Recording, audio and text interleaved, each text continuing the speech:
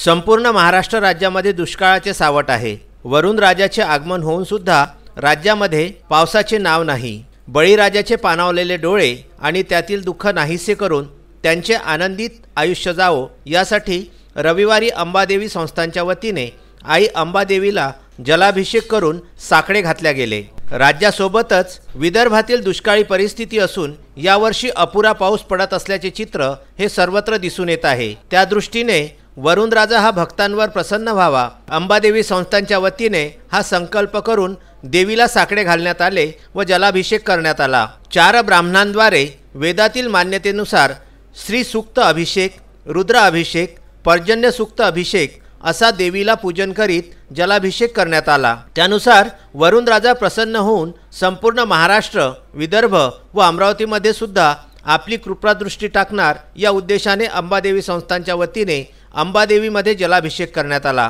त्यासोबतच विविध धार्मिक कार्यक्रम पार पडले। यावेळी रवींद्र कर्वे यांच्या हस्ते अभिषेक करून वरुण राजाची प्रार्थना देखील करण्यात आली। त्यासोबतच तुकाराम महाराज यांच्या जीवनावरील प्रकाश टाकणाऱ्या आनंद डोह या कार्यक्रमाचे सादरकर्ते योगेश सोमन मुंबई यांच्या वाणीतून जगद्गुरु साक्षात अनुभूती संत तुकाराम महाराज यांच्या जीवनावर प्रकाश टाकणारा हा आनंद डोह कार्यक्रम सादर करण्यात आला।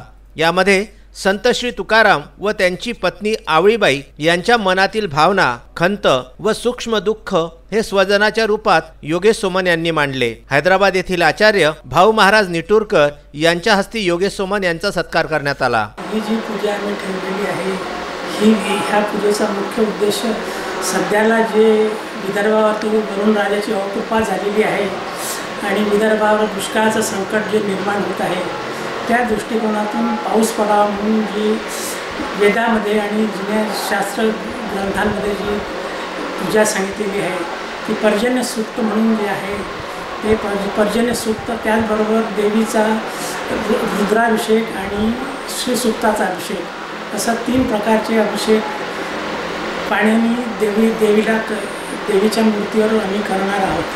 त्यासाठी वेदशास्त्र संपन्न दशग्रंथी ब्राह्मण श्री विक्रांत पांडे, राजेश शास्त्री क्षीरसागर, जयंत अथर्व जोशी आणि प्रतीक देशपांडे हे ब्रह्मवृंदाने निरेळा गावावरून मागवलेले आहेत। अत्यंत विद्वान आणि अत्यंत वेदशास्त्र संपन्न हे आहे, वेदशास्त्र संपन्न आहे। त्यांच्या हस्ते हा कार्यक्रम आम्ही पार पाडणार आहोत। आम्हाला अपेक्षा आहे की यानंतर विदर्भामध्ये पर्जन्यवृष्टी होईल आणि विदर्भात सुजलाम सुफलाम परत होईल अशी आमची इच्छा आहे आणि आशा आहे। यावेळी अंबादेवी संस्थांच्या विद्याताई देशपांडे, आनंद पळसोकर, दीपक श्रीमाळी, किशोर बेंद्रे, डॉक्टर मेश्राम, दीपा खांडेकर, मीना पाठक, डॉक्टर मशानकर, विजया गुहे आदी उपस्थित होते। विदर्भ न्यूज, अमरावती।